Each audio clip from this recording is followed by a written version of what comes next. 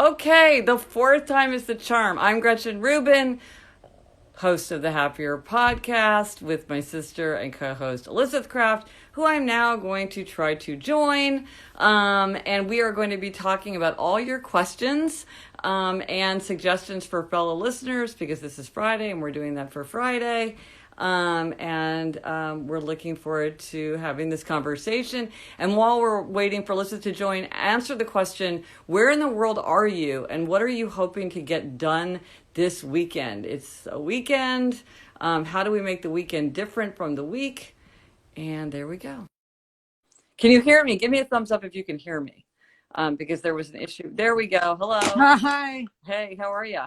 Good. I moved spots. I don't know if Okay. that'll help or not. Oh, yeah. Oh, somebody says, thank you for persistence. That's good. That's a nice way to frame it. Thank you. Yes, I think it must have been an all over Instagram issue. Oh, well, that makes me feel better. I'm always happy because I always blame myself. I'm always like, why don't I understand how to do these things? And then it's like, it's the whole internet is down. So that's good. So folks, what are your questions? And also, do you have any questions you want to throw out to everybody? Like we were talking about ideas for getting better sleep, or maybe you're looking for great family movies for the weekend. Sometimes it's fun to have like movie night. Oh, yes. I would love funny movies appropriate for a 10-year-old boy. We watched Ghostbusters, Groundhog Day, Planes, Trains, and Automobiles recently. Anything with like funny physical humor. Somebody said, trying not to kill my teenager. That's a good thing to do this weekend. Yeah. Yes. How many people are sort of like, as long as we just like come out of it the other side. Yes, we're wearing our matching shirts. Yes. Gretch, here's a question someone asked, and I would love to get your answer on this. How do you stay focused right now? I'm having a really hard time concentrating. How do you do it? Dumb and Dumber. Oh, that's a great idea. Okay, yeah, we're gonna write Ferris Bueller's Day Off. Now, there's so many good ones. So my morning time is my best time. So I will save anything that I think needs, like I'm trying to write these blog posts now, and I will do that first thing in the morning. I'll try to write my journal first thing in the morning, because I feel like it's kind of my head isn't as noisy at that point, and so I will really front load things. And then as the day goes on, I tend to do things like if I have interviews to do, then I can do those later in the day, because since I'm engaging with somebody, that tends to be something that I can focus on more easily. So that's how I'm doing it. How about you, Elizabeth? I'm finding it really hard. I wish I had advice.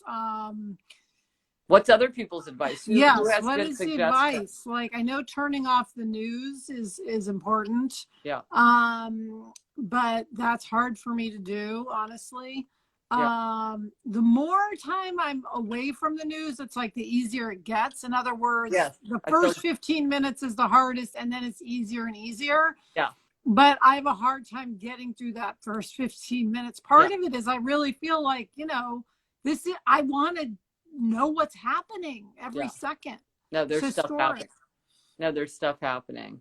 Oh, somebody was planning my schedule the night before. That's, I think, very helpful. Putting your phone away. Power That's really hour. helpful. Power Hour. That's from Outer Order Intercom.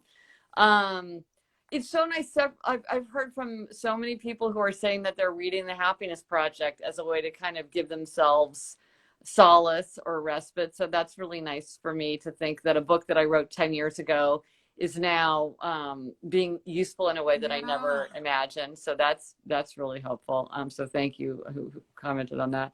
Oh, doing something creative. That's a great idea. Someone's asking, oh shoot, I forgot what they were asking. Isn't that terrible? This is what I'm saying. It's hard to concentrate. Yeah. It's hard somebody says it's hard to disconnect from the phone because you feel the need to stay up to date. Something that some people do is like one person is kind of the news gatherer and then one person doesn't worry about it. And so, like I said, Jamie was trying to like make his mornings better. And so he said he's not going to check the news until noon. So every morning he says, like, is there anything I need to know? And so far there hasn't been anything he needs to. Oh, I was like, oh, they passed the stimulus bill. But he was like, okay. It's like he doesn't need to know the nitty gritty of that at 7:45 in the morning. So that's another way. It's like maybe you take a day off and you tell somebody else, well, if you're checking, just let me know if there's something important that I need to know. Yeah. Someone's asking for a catch-up challenge results. Oh, yes. Okay. Well, we're going to do accountability. Don't worry. We're going to get to accountability. But yeah, catch up. Like, let's skip ahead to catch up. Who was blown away by the flavorfulness, the richness, and the sweetness and the sourness and the umami and the saltiness of ketchup? It's 4 of the big 5. It's great stuff, right? So give me a thumbs up if you, and the thing is, we take ketchup for granted. Yes. Whereas, if like 1,000 years ago, it would be, how they're like, and then people gave their lives for pepper, and it's like they'd be fighting to the death for ketchup because that stuff is good. Yeah. Oh, The Office. Somebody said. Oh, by the way, if you don't know what we're talking about, this was yesterday's challenge. Every day we give like a fun, manageable challenge, and my challenge was taste ketchup and really appreciate ketchup. So yeah, so I did that. I have to say, it makes me crave French fries. I'm free from French fries. I haven't had French fries because they're such a downfall for me for a long time. But even though I do eat ketchup on other things, somehow tasting it really makes me want ketchup. Oh, someone says they ran out of ketchup. They did? Oh, that wow. Probably happens to a lot of people. Well, ketchup, French fries are your kryptonite, Elizabeth. That is true. But, and if anybody's watching from Kansas City, there are no French fries that are better than Winstead's French fries. Oh, they are perfection.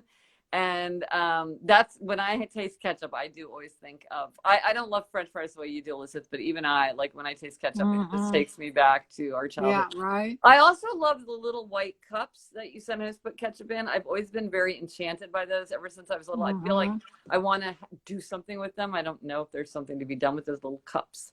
But they're very cunning. Gretchen, someone is asking why you hate taking showers.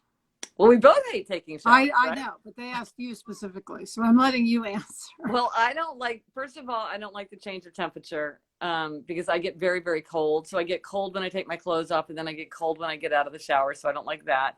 I have very dry skin, and so then I have to put lotion all over my body, and I find that tiresome, and it also makes me cold. In fact, I will put on lotion in the middle of the night if I'm hot and I want to get colder to help me sleep. I get bored blow drying my hair. And one of the things, Alyssa, you challenged me to do something different with my hair and see how it went, but I haven't done that yet. Okay. Because this morning I was on CBS this morning, so of course I was going to dry my hair for that. Yeah. But I will try that maybe this weekend. I don't understand why other people enjoy it. I feel like the whole question is why do people? To me, I like the shower. It's after that I don't like, which I think is true for you as well. It's everything after. It's drying off. It's being cold. It's dealing with my hair. It's the slippery floor. Yeah. I don't even enjoy the shower part of it. I mean, I would never. I enjoy the shower usually for the most part. I only enjoy it if I'm really dirty. And that it feels really good to get clean. But usually I feel like I'm just not that dirty. You know what I mean? It's just every day. Now someone's asking if we're getting takeout during this time. My family is getting takeout. I mean, we're getting deliveries. And then last night I actually picked up food from someplace, and they had a whole setup, like the food was on a table and only one person at a time. It was very well organized. How about you? We are getting takeout. We get delivery, but then they leave it down because we're in an apartment building. They buzz to let us know that it's there, and then they kind of stand back, and then we pick it up. Yeah, I know. I mean, Q39, which is one of our favorite barbecue places in Kansas City, our parents were telling us, like, it used to be kind of like a hassle to order and pick up, and they said now it's like, clockwork, and they've got this whole efficient thing. So yeah, we've been doing it, and the research really does seem to show that that it's fine as long as you are not within contact with the person who's delivering it, and you kind of unpack it and wash your hands. That it's good. So I'd be curious, are other people getting takeout? It feels good to support kind of restaurants because in New York City there's so many little restaurants in our neighborhood, and we're just worried about them. One thing people have mentioned you can do if you're not getting takeout is buy gift certificates from the restaurants that you love to help them out. Or indie bookstores or gyms or salons. Yeah, gift certificates are great. If you're just joining us, it's Gretchen Rubin and Elizabeth Kraft. Yeah, we're the co-hosts of the Happier with Gretchen Rubin podcast. And this is Friday, so we decided to make it an Ask Us Anything. So we're taking questions, we're answering questions. And if you want to pose a question to the group, you can pose a question to the group. Now, I want to know, why do you enjoy taking a shower? I feel like that's the real question. Why does anybody... I mean, I get that you need to take it, but like people, like Eleanor loves to take a shower, and she'll take a shower just to change her mood. Mom does that too. Like some people feel like it kind of washes away their bad feelings. Yeah. But I just don't have that feeling. Someone just said, wow, is it Friday? I know that feeling. Yesterday, I kept thinking it was Friday. I announced my weekend accountability, and then I was like, wait, it's Thursday? Oh. Yeah. It's all very confusing. Yeah. Well, here somebody says, I have a rebel spouse who doesn't want to feel controlled by all of this. How do I communicate to him so that he doesn't feel controlled by me and cooperate? Okay. So on my blog, I posted something about communicating with all 4 tendencies, but I'm getting ready to do, so you can look at that. That's already been posted. But then I'm doing a special follow-up, which is only for rebels, and how I've heard from many rebels about how they are successfully doing this. So there's a lot of ideas there from rebels. And so I think you could get a lot of good ideas. So that's going to be up in the next day or two. So look for that. And anyone who is a rebel, let me know. Or if you've figured out a way to communicate effectively with a rebel, let me know, because I am gathering those. And if you have no idea what we're talking about, what is a rebel? Well, I'm an upholder. Elizabeth, you're an obliger. Yes. Husband is a rebel. She's probably an obliger, because usually rebels are married to obligers. Or questioners. I'm married to a questioner. You can take the quiz at quiz.gretchenrubin.com and learn all about it. And I always forget the URL, and now I memorize it. You can take the 4 Tendencies course for $25, which is a huge markdown, at gretchenrubin.com /4TC. So I finally got that right. So, but good luck with your husband. Stay tuned. This is an issue that many, many people are experiencing. Yes. You are not surprised to hear. So there you go. Yes. Some people saying the things they like about showers, that it's quiet time. I mean, I do remember as a new mom, like a shower was like a break. That is true. And then someone says it both wakes them up or puts them to sleep, depending on when they take it. So that's good. Oh, that's good. Yeah. No, I mean, other people love it. Now, somebody's asking about the Happiness Project picture behind me. This is a really sweet thing that my publisher did for me when it hit #1. They made me this sort of framed thing that showed the list with it at #1, and then showed the book cover, which was nice. And my mother-in-law made me one that's up in my office, which I think was for something else, maybe for Happier at Home. When it also hit the New York Times bestseller list, yay! That has all these little. She cut out all these. She's very crafty, and she cut out all these bluebirds and like put it on the mat. So it's very cool. That's that one I hung in my office, since it was from my mother-in-law. So, but yeah, this is really, this makes me very happy. So it's down here. This is a lot of. I'm sitting in front of my children's literature books, if you can see them. They're all very well loved. They are. I just pulled out Little House in the Big Woods today, and the spine is falling off, but it's still holding together. Someone asked again if we are wearing matching shirts. Yes, for anyone joining late, we are wearing matching shirts. Thank you, Old Navy. Yes, these are our Friday pick-me-up shirts. Ooh, someone says that she read Love, Loss, and What I Wore. Good. That's a good reminder. That's a good reminder. On April 1st, we'll talk about that book. So maybe that's something you're going to do this weekend, is read the book. Question for buy a book or check it out of the library. Someone's asking. Well, I always check a book out from a library unless I'm confident that I'm going to want to keep it. Sometimes I'll check out a book from a library and then decide to buy it if it turns out that it's super useful, especially something for research where I'm like, I'm probably going to want to go back and look at this book or check a citation or something. But then there are a lot of books. Then also I have like very eccentric tastes. And so my library has tons and tons of books, but sometimes I buy a book because I can't check it out of the library. It's just like it's some science book about the tongue or something like that they just don't stock.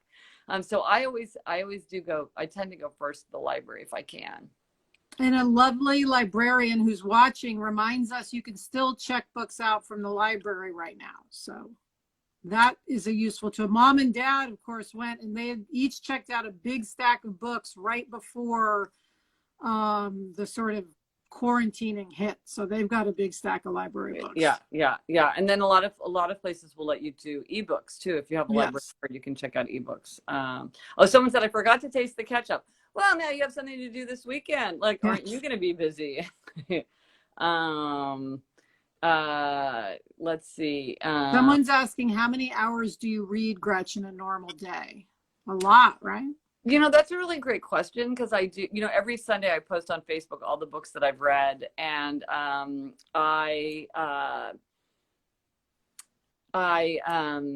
always surprised usually at what I have read because I feel like I don't read at all. I feel like I'm never reading enough. And I'm always thinking, oh, I need to find more time to read and I've got to read.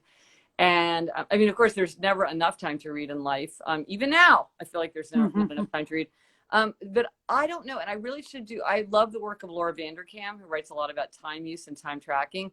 And I keep thinking I should really track when I read because I really don't know when I read. I tend not to read before bed because I fall asleep. So when am I reading? I don't even really know. I can't. It's like the big mystery of my life. One of my most sort of vivid little pictures of you from childhood is always reading while you were drying your hair. You would sit you probably still do. 100% sit cross-legged on the floor, dry your hair, and you'd have a book in your lap. Yep, I do that. Yes, I do that. But, are you don't get a ton of reading done. It doesn't take that long. But yeah, it's like, why would you miss a moment? Yes. Someone says, I know I already like the taste of ketchup and I eat more ketchup. I eat more ketchup than the fries. I mean, there's a reason for that because ketchup is like this magical food. It's like one of the big four. In fact, I was trying to think of the book it said it was like kind of an Uber food. And I was trying to think of anything else that I could think of that hit all four.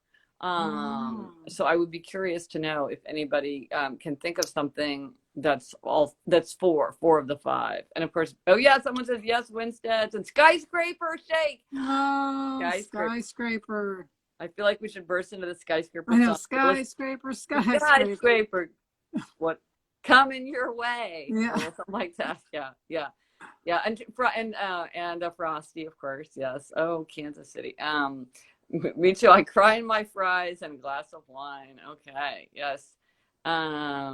Yes, about showers and getting cold and having dry skin. Okay. See, people feel the same way. So how many people are going to do something to try to make the weekend feel different from the week? Give us a thumbs up if you're going to do something. Maybe you're going to have a picnic in the backyard with your family. Maybe you're going to let everybody sleep late.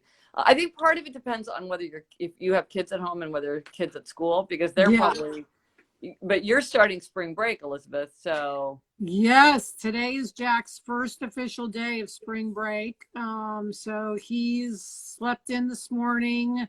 I feel bad because it's sort of like not that different. I mean, and then he's going to go back to school and it's not going to be that different. So I'm trying to think of things to do that would be fun. Like I asked if he wants to pick out a puzzle together to order. I mean, it's kind of crazy. Yeah.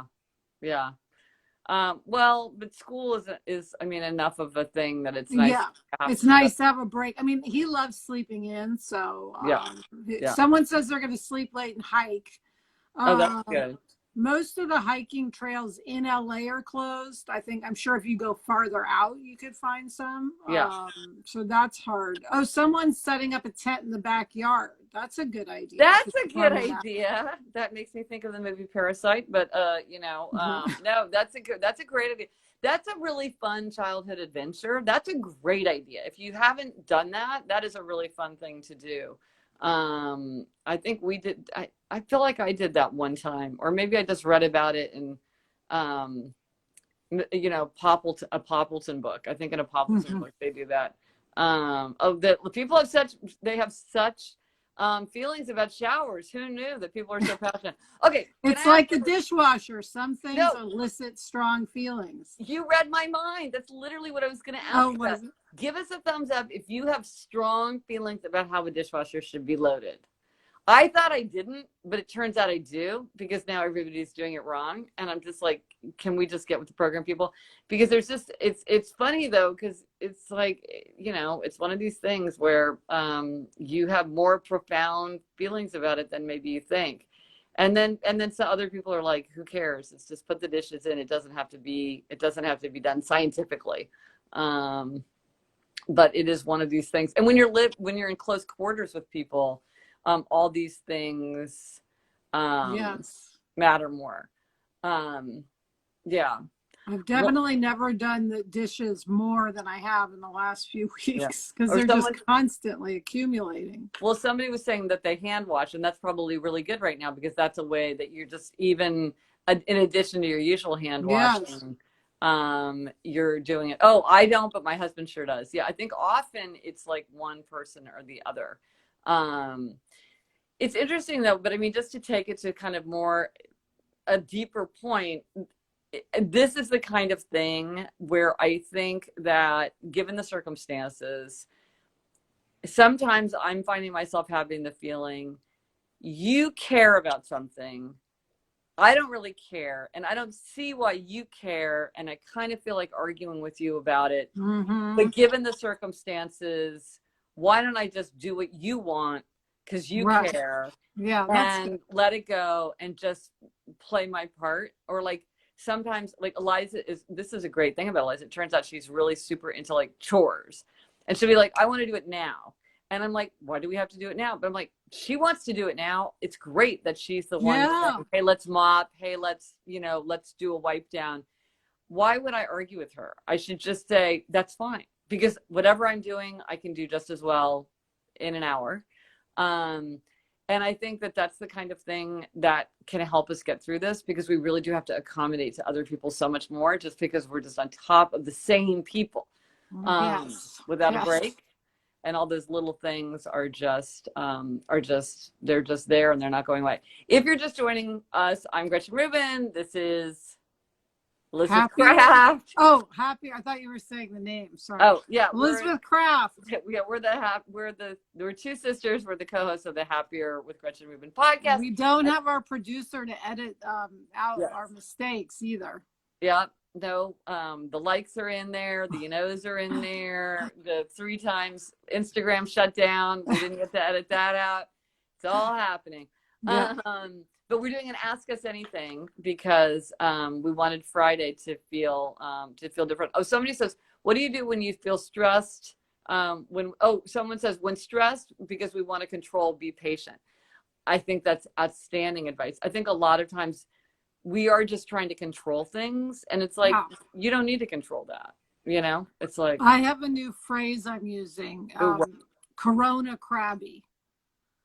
I like it. I told Jack, because I like bizarrely yelled at him for no reason last night. And then this morning I said, you know what? I really apologize. I was just Corona crabby, and I took it out on you, and I shouldn't have. But I said, and did he get it? We can call. Oh, he got it completely. Yeah. Okay. But yeah, so I said, that's what we can call it when we're feeling that way, or we act some way that we don't want to. We can just announce, sorry, I was Corona crabby. You know, and I think something like that kind of makes light of it, or kind of adds a whimsical air. And I think that helps. I mean, even Elizabeth, you call me a happiness bully. And sometimes, like, someone will gently say to me, like, I think you're kind of tapping into your happiness bully side. Or I can preface something by saying, I can't help it because I'm a happiness bully, but I just have to tell you, blah, blah. And somehow by having a name for it, kind of lets me talk about it, or be talked to about it in a lighter way. And I think that's Corona crazy is great too, because it's like, yeah, I'm going to cut you some slack. You're going to cut yourself some slack. We've all done it. We've all been there. And then it also helps somebody else to show you compassion, because they're like, okay, I'm not going to take it personally. Yeah. And then if Jack says it to me, I'll also show him the same compassion. Yeah. Someone's saying wants to be reminded of what our mom says about mistakes and memories. It's that the things that go wrong often make the best memories. Yep. And I get a lot of parents are talking about how they think this will be, in a way, a kind of, for some of us, not for everyone, obviously, but a nice memory for their kids, like spending all this time with parents who are often, not around as much. So, it's definitely things going wrong. I think we can all agree on that. And it will be memorable because it's so exceptional. It's so unique that it will be memorable. And that's what makes things memorable, is if they're very emotionally charged, if they're very different. And I think, for the rest of everyone's lifetimes, people are going to be talking about this and studying this and trying to, analyze it. And like every aspect of it probably is going to be the subject of many, many kind of academic papers, everything from, how did sleep patterns change? Did teenagers' cognitive development switch when they could keep their own patterns? What did it do to, what did it do to attitudes? How did technology change to adapt? It's just the shock to the system that's going to be studied. So they will remember it. That's why you keep a journal, because, it's going to be a really important time. So last, before we go, accountability, put in the comments, what are you being asked to be held accountable to? Give yourself a gold star if you did it. Gold star if you ate the ketchup, if you tried ketchup. And then were you trying to meditate? Were you trying to curb your snacking? Were you trying to get more sleep? Were you trying to stay off the news? Were you trying to read more? Work on your PhD thesis, write a novel, whatever it is. Put it in the comments, because we want to see. We're holding you accountable. We're doing the daily journaling, actually sending cards to family and friends. Oh, that's a good one. Yes, this is good. Mine is, I announced it yesterday because I thought it was Friday. I want to read a book this weekend, the whole book. For today, my accountability, which is what I'm calling Friday Fun Accountability, something that I just sheerly want to do, and so I'm making is to finish Chernobyl, which I know doesn't sound fun, but it's fun for me. So I'm going to finish watching Chernobyl today, and then this weekend I'm going to read a book. Maybe I will watch the first 2 episodes of Mad Men this weekend, because I think if I got started, then I would want to watch it, and I would be super excited. But okay, people want to read more. Oh, I'm seeing people give themselves gold stars. Excellent. If you're giving yourself a gold star, gold star. Good job. Can a rebel be accountable to a vision board? A rebel can do anything they want to do. If you want to be if you want to do what's on that vision board, if that's what you choose, if that's what you want, you can do anything, because that's like the power of the rebel. They can do anything they want to do. Somebody wants to reach out to someone new every day. That's a great idea. Oh, that's a great idea. Anything that connects us with other people is a really, really good idea. Oh, somebody got a lot of, let's see, a lot of rainbows. That's nice. This is great, people. Okay, so the accountability. So we will be back on Monday, 4 p.m. Eastern, 1 p.m. Pacific. Think of how you want to make the weekend different from the weekday. Elizabeth, you're going to read a book. I'm going to watch the first 2 episodes of Mad Men. Finally, I've been saying I'm going to do this forever. I know I'm going to love it. I don't know what the problem is. I'm going to do it. You'll love it.